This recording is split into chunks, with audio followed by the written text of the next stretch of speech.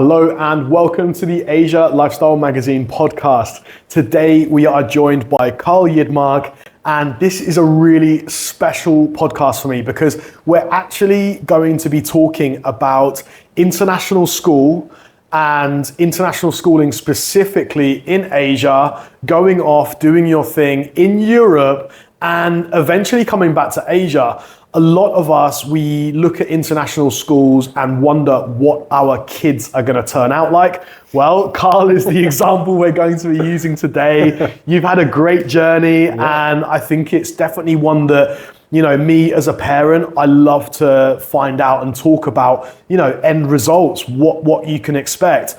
When you're in a mixed relationship, maybe your partner's Thai and you're not, or vice versa, you kind of tend to imagine what your kids are going to turn out like and which education options are good for them and that work for you as a parent in the way that you want to raise your kids. Carl, you were educated in British International, which is one of the most prestigious and most expensive schools in Phuket. Yeah. So tell me, what was schooling like for you? Well, first, thank you very much for having me on the podcast. It's great to be here. Great to be back in Phuket, especially.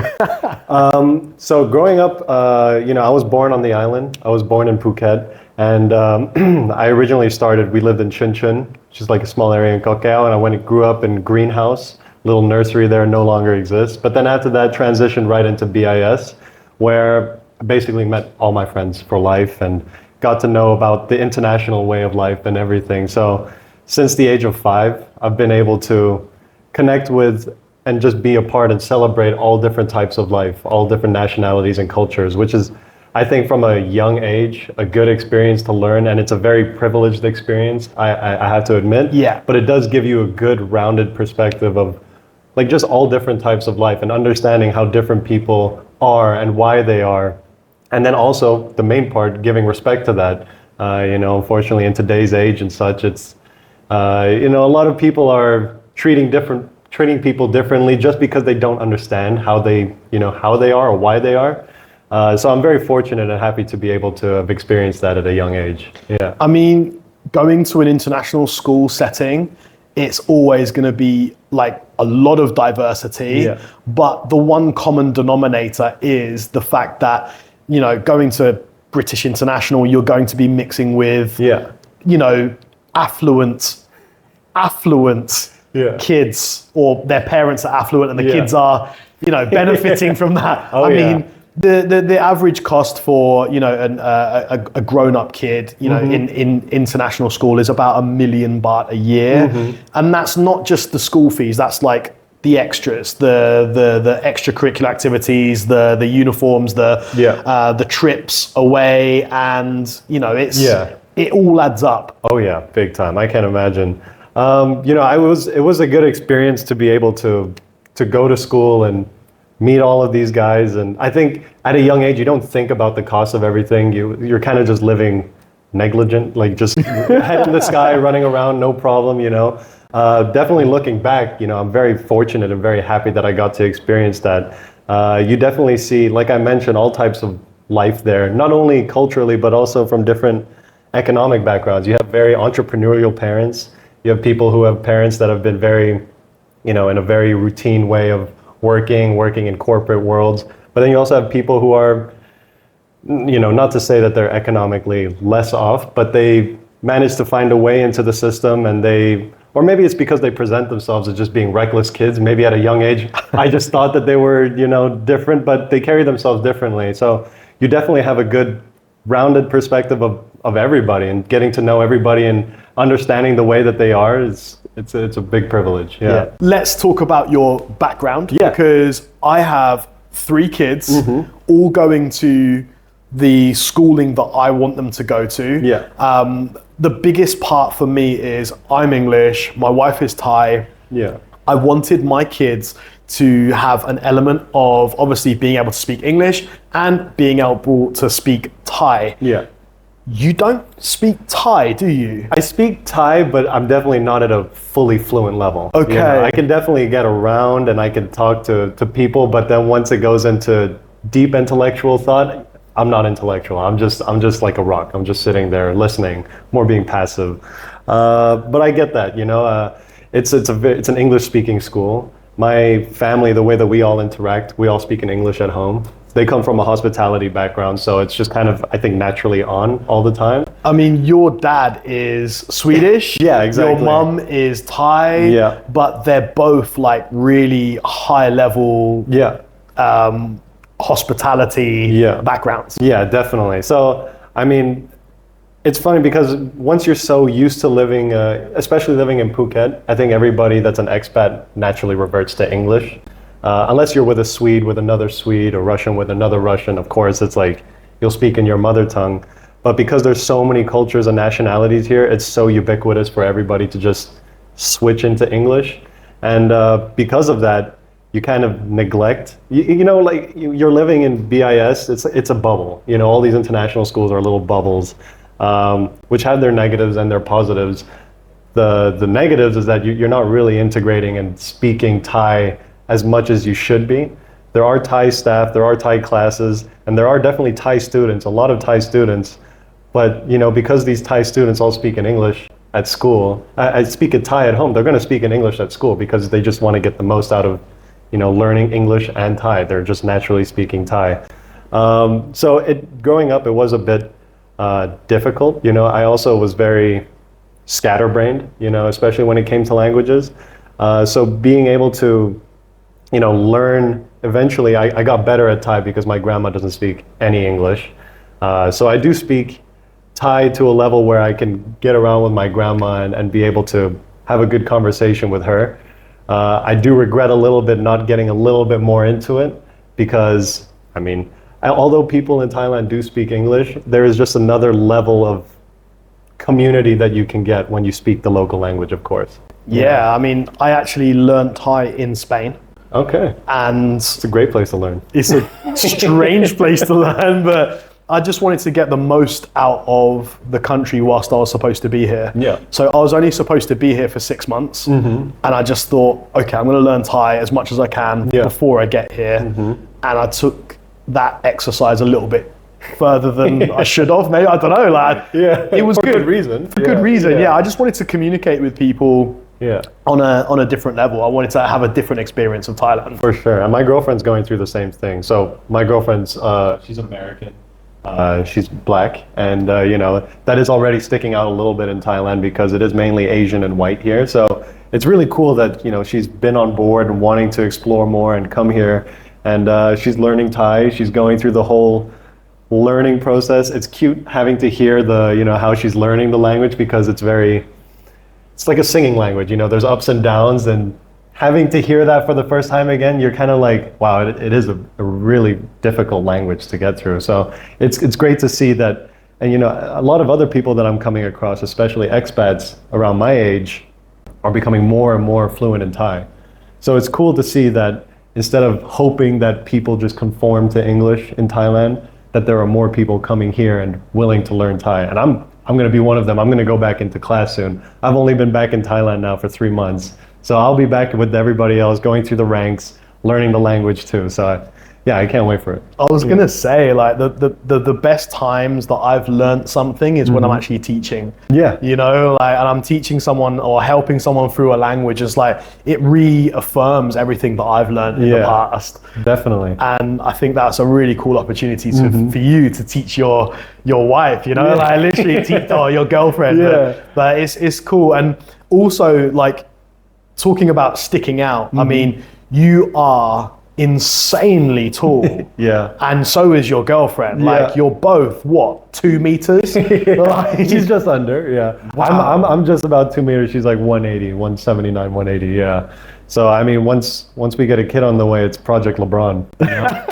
He's going straight to the NBA or WNBA, But they're definitely going to be exercising their height, that's for sure. At least give it a chance. So let's talk about your journey after school, because graduating from one of the most prestigious but also most expensive educational opportunities that you can get in Phuket, in southern Thailand. I mean, graduating from that establishment, you went on to the University of Holland. So I actually left Thailand at 16. I finished my IGCSEs here, and because I'm half Swedish, we thought it was best to explore what life in Sweden was like as well. So took that jump, and that was the first move I've ever done. I grew up here for 16 years, so that was like, especially at 16, where you think your whole life is friends and everything. It's a huge step to take. And then I went to do I followed the British schooling system. I did IB in Sweden, and then I graduated there. So already, it was an international school there, and I got to meet a lot of cool people. Especially, I met a Thai person that was also there. She actually is now very successful in Thailand. Her name is Kamtisha. She's like a model here. So it's really cool to see that, like, everybody's kind of sprouted their own way, especially, in that international environment. But then after that, I went to do some internships. I got around to Bangkok and then Dubai. And because my mindset was more going into Sweden for university, I was only looking at universities in Sweden. But then my friend who was studying at Groningen at the time, it's just north of Amsterdam, said, I'm dropping out of this course. I'm moving to Amsterdam, but I'm not moving alone. So I found the course that you were looking for in Sweden. He sent me the link and he just said, just apply and see. And I never really thought about going outside of Sweden. And then, so I sent the application and I got accepted. So then I was like, okay, well, I actually think I'm going to prefer Amsterdam over like this tiny town in the north of Sweden. Uppsala. Yeah, Uppsala or something like that. So I was like, okay, this actually seems like it's a much better fit. And then I ended up being there for 7 years. And then now I've been back 3 months. Jumping into Holland just because? Do you think it was international school that gave you that confidence around different people? Or? Definitely, like, looking into it when I was researching what Amsterdam had to offer. I had visited Amsterdam once or twice as a kid with my family. And the more I researched it, the more that I saw that it was very catered towards an international life. Not to say that Uppsala isn't. There's just some drawbacks with Uppsala, like temperature and isolatedness and whatnot. So I looked at Amsterdam and I saw that, yes, it's very international, which was a huge appeal to me. And so that was a big part. And obviously on top of that, they had a very good school. I went to University of Amsterdam, which I also knew was very international. So I just thought, I know what's best because I know what international life is like. I had the opportunity to explore and meet people of all types. So why not try and do it again? And then so Amsterdam, it felt nice because I integrated so quickly. Everybody's so international. Of course, you do have the older generation that's angry with people speaking English in their country, but you get that everywhere. So I was just happy to meet people my age, international, and just super open-minded. Yeah, that was the biggest part. Do you feel that going to international school makes you an international citizen, or do you belong somewhere specifically? Yeah, that's a good question. I mean, I feel like, whenever I'm in Sweden, I'm not Swedish. Whenever I'm in Thailand, I'm not really Thai. So I guess I naturally kind of revert to this international, outlook and international being, So although I do see myself as a Thai and Swedish person, I guess because I've been so internationalized, it does make things a little easier to go into a new country and kind of just get into their system and try as hard as you can to become a local. Of course, the language is what really brings you into being a local, but the customs and everything and the way you treat people, the way you talk with people, that's definitely a big plus from having this international background. Yeah. Going through all of that, I wonder what my kids are gonna feel like when they get to the stage that you've basically just gone through. I mean, and I say you're 27. I mean, you've done uni, you were in Holland, you had a few jobs, you worked at recruitment, you worked for a few startups, you were modeling. I mean, what was it like to find a job in Europe with your qualifications that you achieved? It was it was a good learning experience coming out of uni. Coming out of uni, I studied media and information at the University of Amsterdam. And then by the time I had finished, my immediate thought was like, I just need to start making money. I was working in a restaurant at that time, treated it more part-time, and didn't think I was going to go full-time into it. So I just kind of looked around in my network, and I saw somebody that was doing quite well for themselves. So I was just like, okay, well, let's see how I can get into this line of work. And I saw recruitment. It's a very cutthroat industry. You know, you have a lot of people that are just, you have your own team that's putting a knife to your neck, and then you also have the people that you're calling and trying to recruit with another knife to your neck. So you're just in stress mode a lot. But at the same time, as tough as it was a good learning experience. And I do have also, you know, outlets that allow me to handle that stress as well, which I think is very important. Like, you know, I like to make music. I had modeling on the side. I had a good support system, good friends, good family. And so I went into recruitment with a very open mind. Of course, end objective with taking any job is that you just want to make money, right? So it was a good experience. Unfortunately, the company sunk. They just kind of dried themselves out. So then, you know, I tried just relaxing a little bit, exploring the marketing world. Then I kind of came to realize that the marketing world in the Netherlands is kind of just marketing for the Dutch people. So I didn't speak the language as well. So kind of realized that, okay, maybe I got to go back into sales because that's a little more international. So then I went into sales and operations sort of at Shell Recharge, which is like a EV branch of Shell.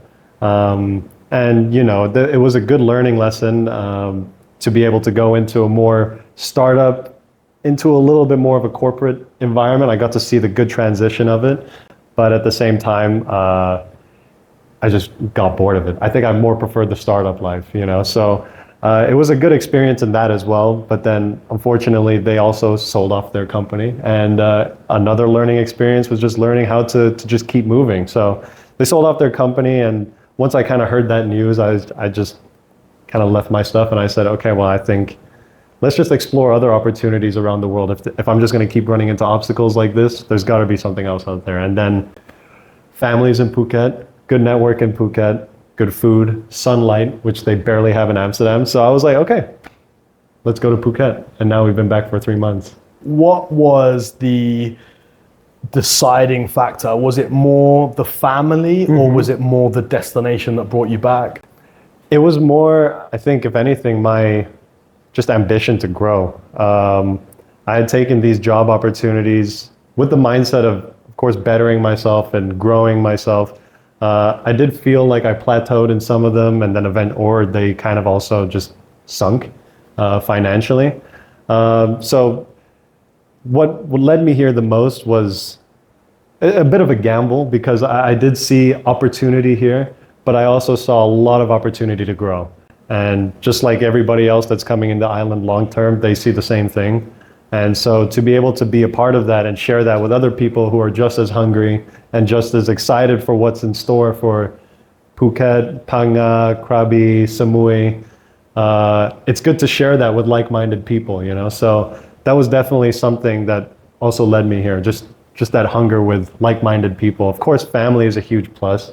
I do work alongside with my family now at the moment. So it's bittersweet, you know, there's a lot to be learned with doing something like that. But yeah, if anything, it was just the overall big thing was our ambitions, my girlfriend and myself. So we saw a lot of opportunity here. Yeah. I mean, working with your family is actually an incredible opportunity, because your dad was, you know, he was the guy who was opening up Novotels in Phuket in the beginning. Yeah. Your mom comes from Amanpuri background, which is, you know, Aman Group is serious, but your mom was in it when it was real luxury, you know, like both your parents, they live up to the highest of standards, and they're the most amazing people to work with. So being your mom and dad is, I get it. Yeah, it was great. I mean, that was a big part, you know, with talking about the ambition and everything that I had coming back, being able to learn from them and see what they did to get where they were. I also saw that as an opportunity for me to grow myself. But then at the same time, bring a fresh perspective to their business and also try and provide as much input at the same time as well as bettering myself. Traditionally, your parents have just sold a hotel now, Daewon, and now you're helping with marketing for Coastal Escapes. Yeah, exactly. So we got a couple of ventures, mainly right now signed under TriAsia. It's a property development and management group. And one of the biggest properties that we're handling right now is our Coastal Escape branch, which is luxury villas that we have stationed in Nhat Thai and Koh Yao Noi. The ones in Nhat Thai are a little bigger in size per villa. They hold about 5 rooms. It's just oceanfront. You go right off to the sand from the sliding doors of your villa. Where Koh Yao Noi is a little more serviced. We have a restaurant there. It's about 2 bedrooms per villa. You have your own garden, and then you have a beach. Kind of the same similar structure, but it's great experience to go back into it. It's a little different from, the hundreds of hotel rooms that my parents are experienced and accustomed to. So it is a learning experience for all of us that are involved, and that's also, a great plus, to be able to learn, because they have their way of learning that is definitely benefited them clearly, so to be able to get into their mind and understand how they learned what they're learning, the concept of learning is huge, because everybody wants to learn, but if you know how to learn properly or learn with the right people, I think you can definitely put yourself in a better position to be able to build a mindset that keeps you growing and keep learning. Do you feel really comfortable in the 5-star environment because you've grown up around it, right? Yeah. More or less, I do feel like it's bittersweet. There's a level of pretentiousness to it that kind of puts me off a little bit, but at the same time, I do respect it and I do love it.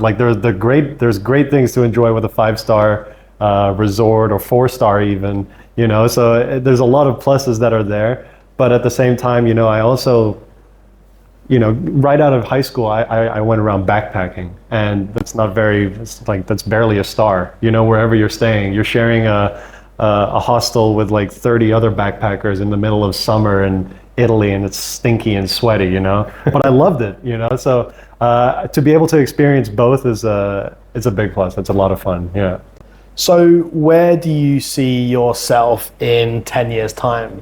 Do you see yourself still in Asia, or would you ever go back to Europe? That's funny. I mean, you asked me this 10 years ago when I was 17, where I would see myself. I would have probably said I wouldn't see myself back in Phuket. If you asked me 20 years ago where I saw myself, I wouldn't have said Amsterdam. It definitely depends on how things move along professionally.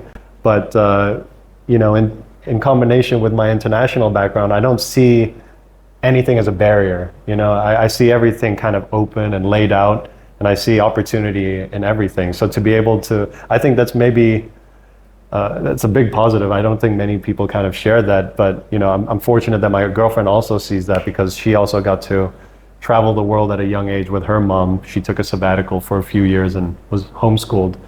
My girlfriend was homeschooled around the world. So for us to be able to share that and be open with whatever that goes on, we even said to each other, if Phuket doesn't work out after a few years, anything can happen. We can see ourselves in Japan, or we can see ourselves in Antarctica if there's a business opportunity there, So to answer the question, I don't see myself necessarily in any place, but I do see myself in, better way of living, growing myself professionally and of course, living well. Yeah. I mean, I just love to hear your answers, because I'm looking at my kids thinking, okay, are they going to have this outlook on life as well? Because, mixed Thai English relationship, me and my wife, we discussed at length how the kids are going to be raised and what they're going to turn out like, or, you can only guess, right? But looking at you as an example, international school, you've done uni outside, you've done the thing, and you've come back to Phuket. I mean, you've done a full circle, but your journey is just beginning, really. But the fact that you can answer the question saying, I don't know where I'm going to be, with a smile and confidence, it makes me confident as well, because I hope my kids have that. I can be anywhere attitude. Yeah, exactly. There is definitely, there is a societal pressure for people to know where they want to be, and everything. And it's very easy to fall into that way of thinking. But I think the value in a lot of international kids is to be able, at a very young age, break the conventional way of thinking. And so be able to have that way of thinking when a lot of people are saying, you should see yourself in some place in 10 years. And to be able to be like, actually, I don't see myself in some place in 10 years. It feels good to be able to stand on that and be able to just keep a fresh perspective and keep it open. Yeah.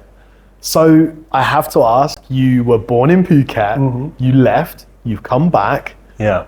What changes have you seen? And that's one part of the question, but I'll ask a second part of, is it good change? So what changes have you seen? Man, growing up, born in 97 here, so it was definitely a lot smaller. Not in terms of like the island, obviously, but in terms of communities, everything was much more tight-knit.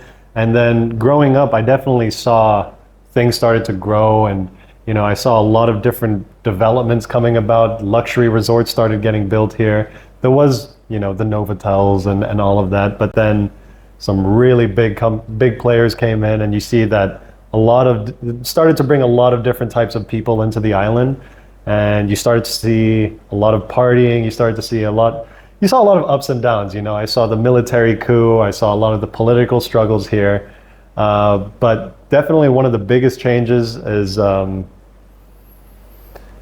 it's just the speed of the development of everything. I remember coming back here and I saw the Robinson being built on Tepkasatri Road, and then I saw that right just before that, there's another mall that's being built. And then just before that, there's the Chic Mall that's being built. And then you already have the Central, the Big C, the Jangsilan and everything. And so you're seeing everything just starting to rapidly pick up now. Before you were starting to see things slowly come about, but now everything is just it's just construction everywhere, which is great to see. There's a lot of positives in that.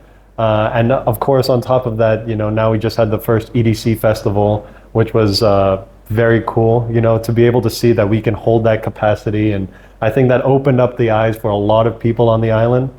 So I think there's a lot of positive changes. I mean, depends on which lens you're viewing it in. The people who came here maybe 30 years ago and came back again are like, this sucks, this is not what Phuket is like. But I think for the people who live here now and are definitely involved in any sort of business, everything that's going on is a plus. It's becoming much more international. There's a lot more travelers that are coming in. It's very Russian now. That's very much the trend. It's not negative or positive, but that's just the way things are. And there's also a lot of beauty in that, because Thai people are very adaptable people. So I got to see firsthand when I was ordering in Naitan Beach. I went to a roti stand. And I just ordered a roti with my girlfriend. She never had one. I explained to her what it was. She gave us the roti, and then behind us was a very obviously Russian couple. But the lady running the roti stand spoke fluent Russian. Wow. And just out of nowhere, just started speaking Russian to them. And they didn't look fazed. They were like, oh, okay, well, yeah, let's converse in Russian. And then let's just talk and everything. So I was definitely shocked, but I was the only one shocked in that conversation between the two people that were involved. So it's very cool to see how, how many things, all these changes, all the ripple effects that are coming about with it. That's definitely the positives, yeah. I mean, as a kid growing up here, you wouldn't notice business changes. You'd be able to see visible trends and, obviously, wow, this is really busy. This is a little bit quieter, whatever. Oh, yeah. Going into Laguna nowadays, it's insane. Like on that side of the island, the west side of the island, it's dense. It's been more dense than I think ever. And it's continuing to grow, especially on that side of the island. Those things that I got to see firsthand, like I remember driving as a kid, not me, but sitting in the car, you just go straight through it. But nowadays, to go anywhere on that side of the island, you got to sit, you got to be relaxed and get ready to hunker down, because you're going to be sitting in traffic for a good 30 minutes, Yeah. Those are probably the biggest changes for me. Just That's just a given with how things are developing. The more properties that are coming here, the more that it's going to attract, so it's just only a matter of a time until all the roads start to expand, or different modes of transportation. Public transportation will come about hopefully at some point, and it's just going to spark a lot of new things, I think, in Phuket. Yeah, I think, like, obviously we're based in Phuket, and even though this is an Asia-wide podcast, I believe that Phuket is basically the benchmark for luxury living or luxury island living in the world. Oh yeah. It's basically becoming like a benchmark place like Monaco or something like that. And the amount of facilities, activities, and events that can be held in Phuket, it speaks for itself. Yeah, it's crazy. And it's just only going to grow. I think soon we'll probably see, there's been talks of like, what's it called, Tomorrowland coming down here, which I think is going to be crazy. I wonder how they're going to do it, but it's just to be able to have that publicly spoken about. It just shows the opportunity that's just being held in Phuket. And I was funny enough talking about this with my dad today, because when he had Novotel at that time, he helped host the first ESPN X Games here in Phuket. Wow. Just 30 years ago. So even 30 years ago, there was that potential here. But now there's more eyes on this island, there's more people coming here. White Lotus is definitely boosting a lot of attention for this island, and Samui. It's just going to bring so much more innovation, so many more things. As island life evolves, for me, the way that I do see there's a lot of better accommodations being built, if that makes sense. Like, there's a lot more choice for people here than there is in other island destinations. Oh yeah, for sure. Yeah, it's growing exponentially. I mean, the amount of different concepts that are coming up, especially, there's especially targeted for digital nomads. I think it's going to become more of a trend soon. So longer term staying people, there's definitely creative and inventive ways that a lot of people are trying to bring about onto the island in terms of living. Yeah. So obviously you're helping out with the family business, but you're also doing off the books or personal marketing for other companies as well. Yeah, exactly. I'm trying to kickstart my stuff off in marketing here on the island too. So if anybody also is looking for help in marketing, I'm also more than happy to.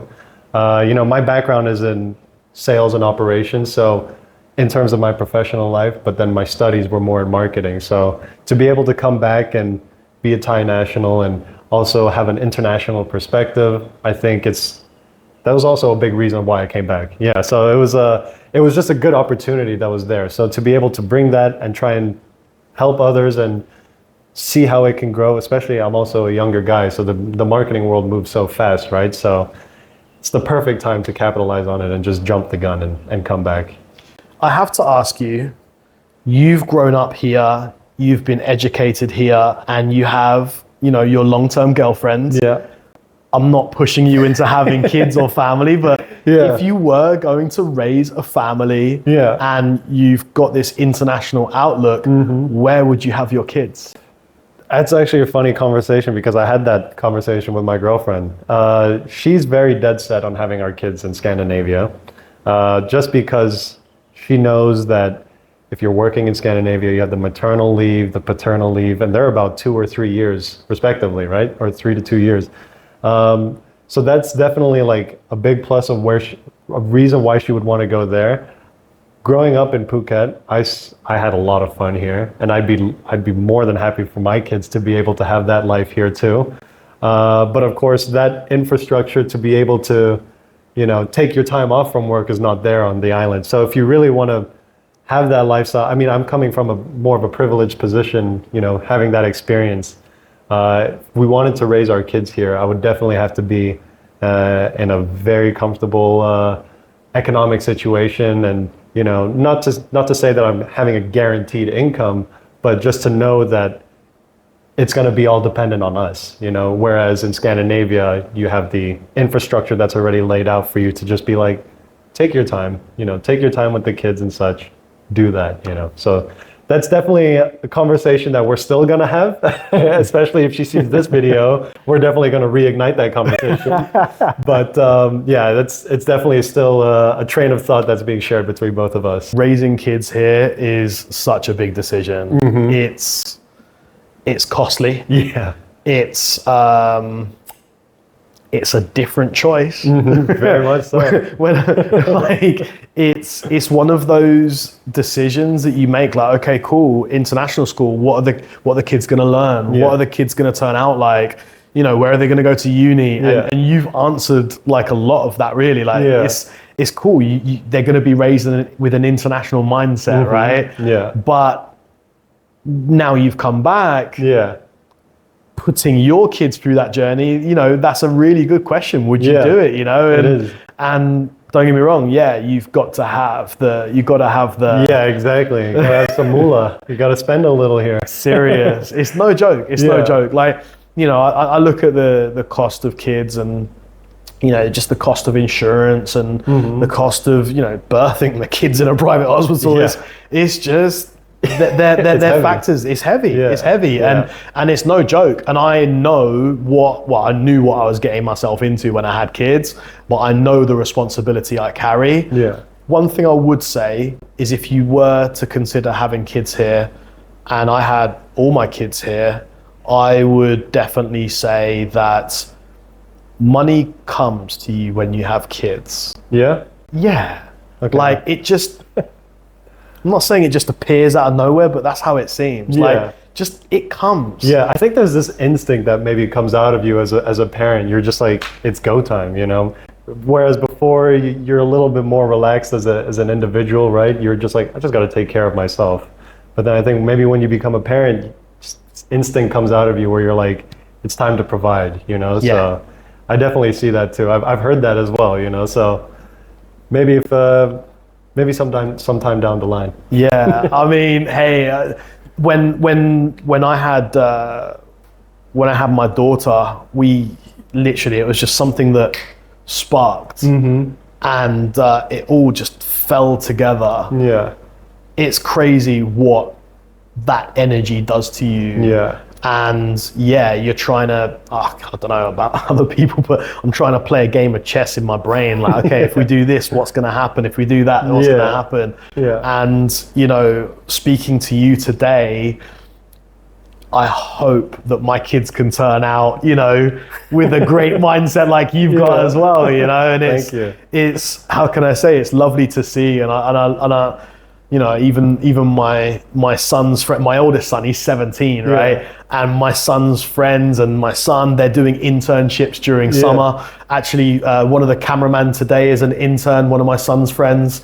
So like, he's doing a good job. Yeah. But understand that, I want to give my kids that international opportunity as well. And I want them to just go, where do I want to live in the world? Anywhere. Yeah, exactly. And I think that's a big plus of being an international kid.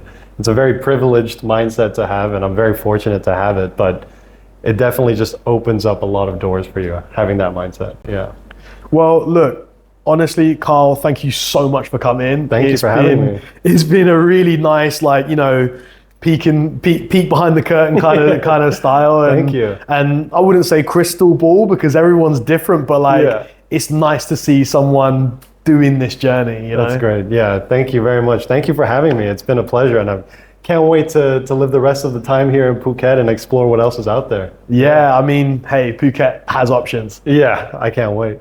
All right, so if you enjoyed this video, then do us a favor, like, subscribe, do all those things. But most importantly, comment down below, what did you think of the video, and would you raise your kids here? And if you have raised your kids here, what was your experience? So thanks for watching, and catch you on the next episode.